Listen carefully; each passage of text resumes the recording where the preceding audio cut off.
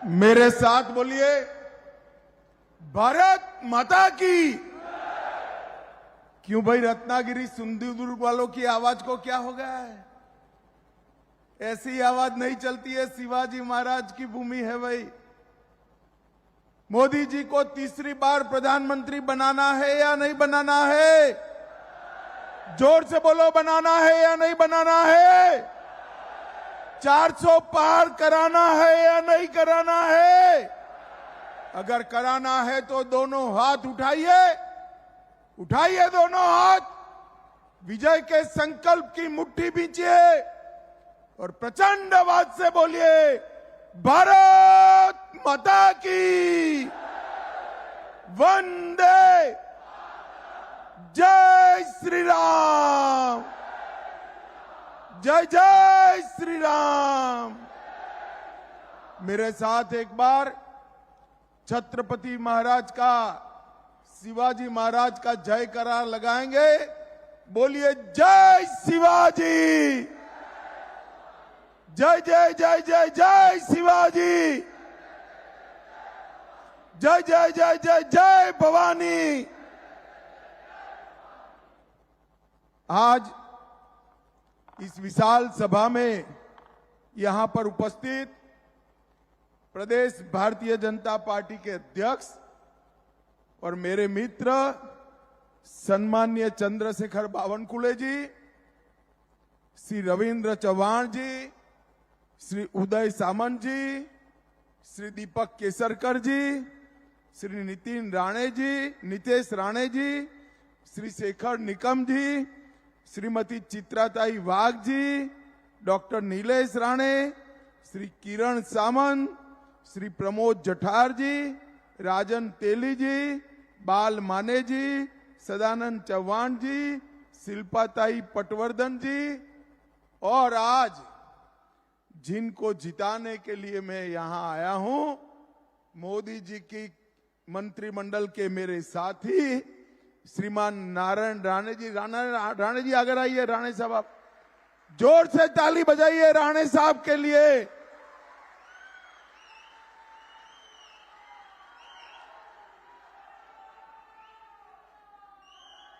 और आज इस विशाल सभा में आए हुए प्यारे भाइयों, बहनों, माताओं और मेरे जिगर के टुकड़े जैसे युवा मित्रों, आप सभी को मेरा राम राम।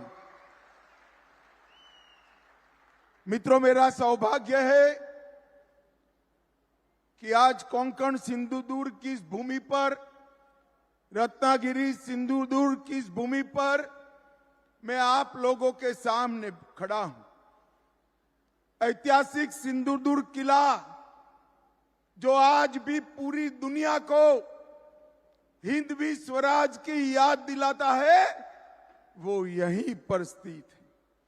यहीं पर से शिवाजी महाराज ने न केवल दिल्ली तक, दिल्ली से बाहर भी पूरे समंदर को हिंदुत्व की स्थापना के लिए वर्चस्व लाने का काम शिवाजी महाराज ने किया था। भाइयों बहनों, ये रत्नागिरी तिलक महाराज का भी जन्मभूमि है। लोकमान्य बाल गंगाधर तिलक जी ने शिवाजी के बाद पहली बार कहा कि स्वराज मेरा जन्मसिद्ध अधिकार है, और अंग्रेजों को ललकारने का काम तिलक महाराज ने किया। यही भूमि है जहां 2 साल वीर सावरकर ने जेल में बिताए और उसके बाद में 13 साल तक रत्नागिरी में रहकर हिंदुत्व की अलग सावरकर जी जगाते रहे। और यही भूमि है जहां 2 भारत रत्न बाहर आए हैं, श्री पीवी काणे और धोंडो केशव कर्वे जी। ये दोनों ने भारत में इस भूमि को बहुत सम्मान दिलाने का काम किया है। भाइयों बहनों, मैं आज रत्नागिरी सिंधुदुर्ग में आया हूं, तब मैं इतना कहना चाहता हूं कि आज क्या ये नकली सेना के अध्यक्ष उद्धव ठाकरे वीर सावरकर जी का नाम अपने भाषण में लेने का हिम्मत कर सकते हैं क्या? बोलिए, कर सकते हैं क्या?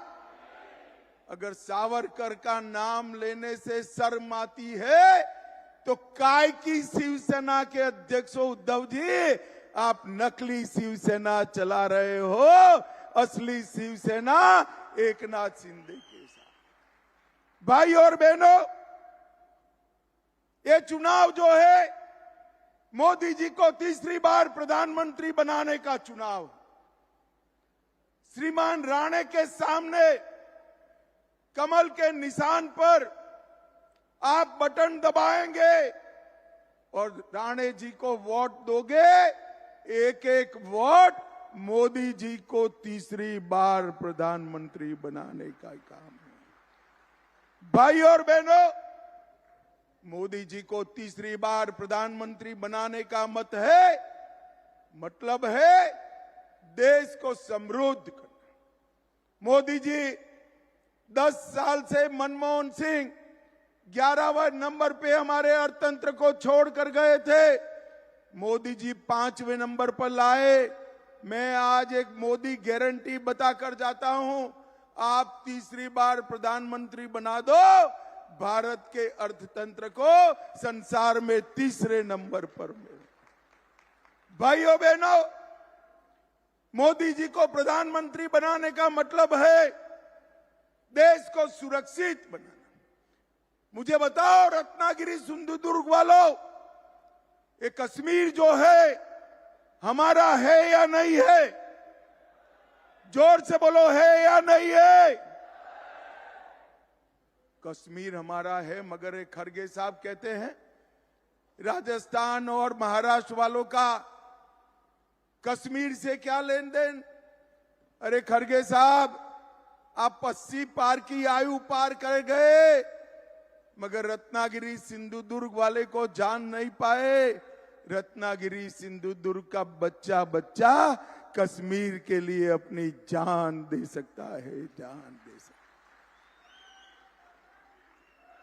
भाई और बहनों, मुझे बताइए, कश्मीर से धारा 370 हटनी चाहिए थी या नहीं हटनी चाहिए थी? जोर से बोलिए, हटनी चाहिए थी या नहीं हटनी चाहिए थी? 70 साल से इस Sharad Pawar and company, Congress and company, जिनकी गोदी में उद्धव जी बैठे हैं, वो 70 साल से धारा 370 को एक अनाथ बच्चे की तरह गोद में बिठाकर खिलाते थे। आपने मोदी जी को दूसरी बार प्रधानमंत्री बनाया। 5 अगस्त 2019 को मोदी जी ने धारा 370 को समाप्त कर दिया और कश्मीर हमेशा के लिए भारत के साथ। उस वक्त मैं उद्धव जी को पूछना चाहता हूं, आप जिनके साथ मुख्यमंत्री बनने के लिए जिनकी चरण में पड़े, जिनके पैर में पड़े, वो कांग्रेस पार्टी और शरद पवार क्या कर रहे थे? वो कांग्रेस पार्टी और शरद पवार धारा 370 हटाने का विरोध कर रहे थे। भाई और बहनों, राहुल बाबा पार्लियामेंट में खड़े हुए और उन्होंने कहा 370 मत हटाइए। मैंने कहा क्यों ना हटाए? तो उन्होंने कहा कश्मीर में खून की नदियां बह जाएगी। अरे राहुल बाबा, 5 साल हो गए, खून की नदियां छोड़ो, किसी की कंकड़ चलाने की हिम्मत नहीं है। कंकड़ चलाने, ये नरेंद्र मोदी सरकार है। कश्मीर के अंदर लाल चौक पर जाना दुष्कर था, आज लाल चौक पर कृष्ण जन्माष्टमी का जुलूस आन बान और शान के साथ निकल रहा है। भाई और बहनों, मैं आज उद्धव जी को पूछना चाहता हूं, उद्धव जी, महाराष्ट्र की जनता के सामने, बाला साहब के अनुयायियों के सामने स्पष्ट कर दो, आपको मुख्यमंत्री पद चाहिए या धारा 370 के संरक्षक कांग्रेस और एनसीपी चाहिए? और आपको भी तय करना है भाइयों बहनों, जो अपनी गद्दी संभालने के लिए, गद्दी प्राप्त करने के लिए शरद पवार और राहुल गांधी के शरण में जाए, वो महाराष्ट्र का गौरव नहीं संभाल सकते, महाराष्ट्र का गौरव नहीं संभाल सकते। भाइयों बहनों, 10 साल तक सोनिया मनमोहन की सरकार चली इस देश में। आए दिन पाकिस्तान से आलिया, मालिया, जमालिया घुस जाते थे, बम धमाके करते थे, चले जाते थे। मौनी बाबा मनमोहन सिंह मौन लगाकर दिल्ली में बैठे रहे, क्योंकि उनकी वोट बैंक की उनको चिंता थी। वोट बैंक की उनकी वोट बैंक कौन है मालूम है ना आपको? मालूम है या नहीं है? कांग्रेस की वोट बैंक कौन है मालूम है या नहीं है? भाइयों बहनों, आपने मोदी जी को 14 में प्रधानमंत्री बनाया। उरी और पुलवामा में पाकिस्तान के आतंकवादियों ने हमला किया। 10 ही दिन में मोदी जी ने सर्जिकल स्ट्राइक, एयर स्ट्राइक कर पाकिस्तान के घर में घुसकर आतंकवादियों का सफाया करने का काम। अभी अभी छत्तीसगढ़ में भाजपा सरकार बनी, 29 नक्सलवादी मारे गए। ये कांग्रेस पार्टी कहती है ये फेक एनकाउंटर है। अरे शर्म करो राहुल बाबा, शर्म करो। जिस नक्सलियों ने सैकड़ों लोगों की जान ली, उनकी बचाव करते हो, और उद्धव जी वो राहुल बाबा के शरण में बैठे हैं। भाइयों और बहनों, मुझे बताओ, अयोध्या में राम मंदिर बनना चाहिए था या नहीं बनना चाहिए? अरे जोर से बोलो, बनना चाहिए था या नहीं बनना चाहिए था? कांग्रेस पार्टी, शरद पवार 70 साल तक राम मंदिर के प्रश्न को लटकाते रहे, अटकाते रहे, भटकाते रहे। मोदी जी को आपने दूसरी बार प्रधानमंत्री बनाया। मोदी जी ने एक 5 ही साल में केस भी जीता, भूमि पूजन भी किया, और 22 जनवरी को प्राण प्रतिष्ठा कर जय श्री राम कर दिया। भाई और बहनों, मैं उद्धव ठाकरे को बता सकता हूं, पूछ सकता हूं, और पूछना भी चाहता हूं, क्या उद्धव ठाकरे जी मुंबई में सभा कर कह सकते हैं अयोध्या में राम मंदिर बना वो अच्छा हुआ? पूछ सकते हैं क्या? नहीं पूछ सकते, क्योंकि उनकी वोट बैंक भी अब कांग्रेस की वोट बैंक हो गई है। आप उनकी वोट बैंक नहीं हो भाई। उन्होंने राम मंदिर को अटकाने वालों के साथ मुख्यमंत्री बनने के लिए समाधान करने का काम उद्धव ठाकरे जी ने किया। भाइयों और बहनों, ट्रिपल तलाक हटाना चाहिए या नहीं हटाना चाहिए? जोर से बोलिए। हटाना चाहिए नहीं हटाना चाहिए? मैं उद्धव जी को चैलेंज कर जाता हूं। उद्धव जी कल प्रेस कर बोल दो, मोदी जी ने ट्रिपल तलाक हटाया वो अच्छा किया। वो नहीं बोल पाएंगे। मुझे बताओ भाइयों बहनों, बम धमाका करने वाले PFI पर बैन लगाना चाहिए या नहीं लगाना चाहिए? जोर से बोलो, लगाना चाहिए नहीं लगाना चाहिए? क्या उद्धव ठाकरे कह सकते हैं कि PFI पर बैन लगाए अच्छा हुआ? वो नहीं कह सकते। अरे अब तो दिन आ गए हैं, वो जय शिवाजी जय भवानी का नारा लगाते हुए भी डरते हैं।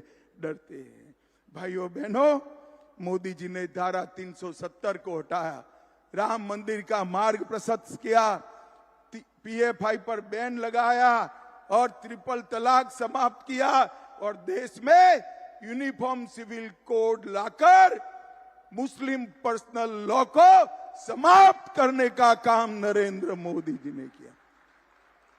अभी सिर्फ उत्तराखंड में आया है, मोदी जी ने संकल्प पत्र में घोषणा की है कि मोदी जी को तीसरी बार प्रधानमंत्री बना दो, पूरे देश भर में UCC लाने का काम और मुस्लिम पर्सनल लॉ समाप्त करने का काम नरेंद्र मोदी जी। और भाइयों बहनों, कांग्रेस पार्टी ने अपने एजेंडा में कहा है हम ट्रिपल तलाक को वापस लाएंगे, 370 को वापस लाएंगे, पर्सनल लॉ वापस लाएंगे। अब उद्धव जी, कांग्रेस पार्टी के घोषणा पत्र के साथ आप सहमत हो या नहीं हो, बताओ। आप जवाब दीजिएगा उद्धव जी, मौन मत हो जाइएगा। रत्नागिरी सिंधुदुर्ग नहीं, पूरे महाराष्ट्र की जनता आपसे जानना चाहती है कि आप ट्रिपल तलाक के समर्थक हो या हटाओगे, मुस्लिम पर्सनल लॉ के समर्थक हो या हटाना चाहते हो, 370 हटाना चाहते हो या रखना चाहते हो, आतंकवादियों को जवाब देना चाहते हो या वोट बैंक के लिए उनको बिरयानी खिलाना चाहते हो। उद्धव ठाकरे, आपको जवाब देना पड़ेगा, ऐसा नहीं चलेगा। बाला साहब की विरासत ऐसे नहीं मिलती है उद्धव जी। बाला साहब के यहां आपने जन्म लिया, विरासत तो नारायण राणे, एकनाथ शिंदे और राज ठाकरे के पास रह गई, आप कब की पीछे छोड़कर चले गए। भाई और बहनों, ये महाराष्ट्र का चुनाव असली शिवसेना कौन है वो तय करने वाला चुनाव है। भाइयों बहनों, एक प्रकार से ये इंडी अलायंस जो है एक प्रकार से औरंगजेब फैन क्लब बन गई। अब सिंधुदुर्ग रत्नागिरी वालों को तय करना है कि मोदी जी के साथ जाना है या औरंगजेब फैन क्लब के साथ जाना है। भाइयों बहनों, हम जब नाम बदलते हैं औरंगाबाद का, तब भी ये विरोध करते हैं। और उद्धव जी, मैं बताना चाहता हूं, ये नाम संभाजी महाराज के नाम से आपके स्वर्गीय पूज्य पिताजी श्रद्धेय बाला साहब ठाकरे जी ने रखा था, जिनको भाजपा शिवसेना सरकार ने जमीन पर उतारा। भाइयों बहनों, मोदी जी ने ये 10 साल के अंदर गरीबों के कल्याण के लिए ढेर सारे काम किए। मोदी जी ने 60 करोड़ से ज्यादा गरीबों को प्रति व्यक्ति प्रति माह 5 किलो अनाज फ्री ऑफ कॉस्ट देने का काम किया।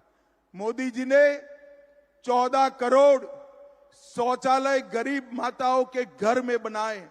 मोदी जी ने 11 करोड़ गरीब माताओं को गैस का सिलेंडर दिया, 3 करोड़ गरीबों को घर दिया और इसके साथ साथ 60 करोड़ लोगों को 5 लाख तक का पूरा स्वास्थ्य का खर्चा मुफ्त में देने का काम नरेंद्र मोदी जी ने किया।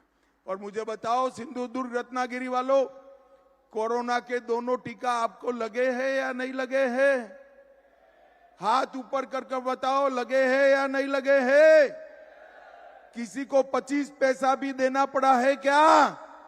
मोदी जी ने 130 करोड़ लोगों को कॉफी पिलाकर मुफ्त में 2 टीके लगाकर देश को कोरोना से सुरक्षित करने का काम हमारे नेता नरेंद्र मोदी ने किया। और भाई और बहनों, उस वक्त राहुल बाबा क्या कहते थे? राहुल बाबा कहते थे टीका मत लगाइयो, ये मोदी टीका है। ये तो अच्छा है कि रत्नागिरी सिंधुदुर्ग वाले उनकी सुनते नहीं है, देश में कोई सुनता नहीं है। सबने जाकर टीका लगा दिया। जब उन्होंने देखा सारे लोग लगाए, एक दिन अंधेरे में बहन प्रियंका को लेकर वो भी चुपचाप टीका लगाकर आ गए। अरे राहुल बाबा, कोरोना जैसी महामारी में राजनीति करते हो, शर्म आनी चाहिए, शर्म आनी चाहिए। और उद्धव जी उस वक्त शरद पवार और राहुल के समर्थन से मुख्यमंत्री थे। कोरोना की खिचड़ी खाने का पाप उद्धव ठाकरे के साथियों ने किया है। मित्रों, कोरोना की खिचड़ी में गबन करने का, भ्रष्टाचार करने का काम इन्होंने किया है। मोदी जी ने कोंकण रेलवे का पूरा इलेक्ट्रिफिकेशन करने का काम किया। सिंधुदुर्ग जिले में हवाई उड़ान शुरू हो चुकी है। वंदे भारत ट्रेन कोंकण के लोगों को मिल चुकी है। 12 स्टेशन नए बनाने की शुरुआत हो चुकी है। एनडीए की सरकार ने काजू बोर्ड बनाकर काजू के खेती करने वाले किसानों के लिए एक बहुत बड़ा फैसला लिया है। और आपके जो आम है ना रत्नागिरी वालों, आपके आम के लिए भी अलग से आम का बोर्ड बनाने का काम भी बहुत जल्दी पूरा होने वाला है। 12,000 से ज्यादा घर सिर्फ रत्नागिरी में बनाए, 11 लाख किसानों को किसान सम्मान निधि दिया, सिंधु दुर्ग में 3 लाख परिवारों को आयुष्मान भारत का फायदा मिला, 84,000 घरों में नल से जल पहुंचा और उज्ज्वला योजना में 1,51,000 माताओं को गैस का सिलेंडर देने का काम नरेंद्र मोदी सरकार ने किया। और मित्रों, मैं मत्स्य पालन करने वाले भाइयों को भी कहना चाहता हूं, 121 करोड़ का प्रोजेक्ट रत्नागिरी डिस्ट्रिक्ट में फिशरीज हार्बर बनाकर अपने मछुआरा भाइयों के लिए बहुत बड़ा काम नरेंद्र मोदी सरकार ने, और 146 करोड़ की प्रोजेक्ट कॉस्ट के साथ सखरी नेट रत्नागिरी डिस्ट्रिक्ट में भी फिशरी हार्बर बन रहा है। भाइयों बहनों, फिश लैंडिंग सेंटर के लिए 51 करोड़ का प्रोजेक्ट 6 स्थानों पर नरेंद्र मोदी जी ने लाया। मैं आज राणे साहब के लिए एक बात बताना चाहता हूं। राणे साहब के मंत्रालय में, उनके नेतृत्व में, मोदी जी के मार्गदर्शन में विश्वकर्मा भाइयों के लिए 13,000 करोड़ का प्रोजेक्ट नरेंद्र मोदी जी ने चला। मैं मेरे मत क्षेत्र की बात करता हूं। सुथार हो, लुहार हो, मछुआरा हो, सुनार हो, जूते बनाने वाला मोची हो, इस प्रकार के 20 काम करने वाली छोटी छोटी जातियों को ट्रेनिंग भी दिया, साधन भी दिए और 13,000 करोड़ का लोन विदाउट गारंटी दिया। विदाउट गारंटी नहीं दिया, उसका एक बड़ा आदमी गारंटर है। ये 13,000 करोड़ की लोन का गारंटर अपना प्रधानमंत्री नरेंद्र मोदी है। नरेंद्र मोदी, उसको कोई गारंटी नहीं लानी है, घर नहीं लिख कर देना है, एफडी नहीं गिरो करनी है। मोदी जी की आबरू पर उसको 13,000 करोड़ का लोन। ये सारे गरीब विश्वकर्मा भाइयों, 20 जातियों के लोगों को लोन मिलेगा। एक पूरा काम का आयोजन हमारे नारायण राणे साहब ने किया है। जोर से ताली बजाओ नारायण राणे के लिए। भाई और बहनों, अब समय आ गया है देश को विकसित बनाने का। हमारा देश कब तक पीछे चलता रहेगा? आप मुझे बताओ, रत्नागिरी सिंधु दुर्ग वालों, ये देश दुनिया में 1 नंबर पर होना चाहिए या नहीं होना चाहिए? जोर से बोलो, होना चाहिए या नहीं होना चाहिए? क्या शरद पवार कर सकते हैं? जोर से बोलना, कर सकते हैं? ममता बनर्जी कर सकती है? उद्धव ठाकरे कर सकते हैं? स्टालिन कर सकते हैं? अरे राहुल बाबा कर सकते हैं क्या? अरे हंस क्यों पड़ते हो यार, वो भी एक नेता है। भाइयों, मैंने तो कई बार सोचता हूं, इसमें से प्रधानमंत्री का प्रत्याशी कौन है? भगवान न करे, ऐसा होने वाला नहीं है, मगर इनके हाथ में अगर अधिकार आ गया तो प्रधानमंत्री कौन बनेगा? अभी अभी उनके एक बड़े नेता जो जोकर टाइप के हैं, उनको पूछा कि कौन बनेगा, तो उसने कहा बारी बारी सभी लोग 1-1 साल बन जाएंगे। मजाक रखा है क्या? इस तरह से देश नहीं चलते। इस देश ने अस्थिर सरकारों का दर्द भोगा है। मुझे बताइए भाइयों बहनों, ये बारी बारी प्रधानमंत्री बनाने वाली इंडी अलायंस आई और कोरोना जैसी महामारी हुई तो कौन देश संभालेगा? भारत के मतदाताओं को मालूम होना चाहिए कि पूर्ण बहुमत की सरकार चाहिए, एक मजबूत नेतृत्व चाहिए। 23 साल से शासन करने के बाद भी जिस पर 25 पैसे का आरोप नहीं है, ऐसा प्रामाणिक नरेंद्र मोदी चाहिए। 23 साल तक सीएम और प्रधानमंत्री रहने के बाद भी, 23 साल प्रधानमंत्री रहने के बाद भी एक दिन छुट्टी न ले, ऐसा प्रधानमंत्री नरेंद्र मोदी चाहिए भाइयों। ये 12 लाख करोड़ के घपले घोटाले भ्रष्टाचार करने वाला इंडी अलायंस देश को नहीं संभाल सकता। थोड़ी गर्मी बढ़ते ही थाईलैंड में छुट्टी मनाने जाने वाले राहुल गांधी देश को नहीं संभाल सकते। मित्रों, मैं आज आपको विश्वास के साथ कहने आया हूं, इस देश को नंबर 1 पर कोई ले जा सकते हैं तो मेरे और आपके नेता नरेंद्र मोदी ले जा सकते। भाइयों बहनों, महाराष्ट्र के विकास के लिए मोदी जी समर्पित। मैं आज शरद राव जी को पूछना चाहता, शरद पवार साहब बताइए, आप 10 साल यूपीए में रसूखदार मंत्री थे, 10 साल में यूपीए ने महाराष्ट्र के लिए क्या किया? मेरा गला बैठ गया। मैं विदर्भ में भी पूछ कर आया, पुणे में भी पूछ कर आया, जवाब नहीं देते। मगर मैं तो बनिया हूं भाई, पाई पाई का हिसाब लेकर आया हूं।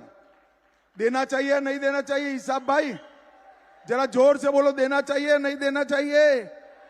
इन लोगों ने 10 साल में सिर्फ महाराष्ट्र को 1,91,000 करोड़ दिया। कितना दिया था? 1,91,000 करोड़। मोदी जी ने ये 10 साल में 10,80,000 करोड़ रुपया देने का काम। ढेर सारे इंफ्रास्ट्रक्चर के प्रोजेक्ट मोदी जी ने महाराष्ट्र में दिए हैं।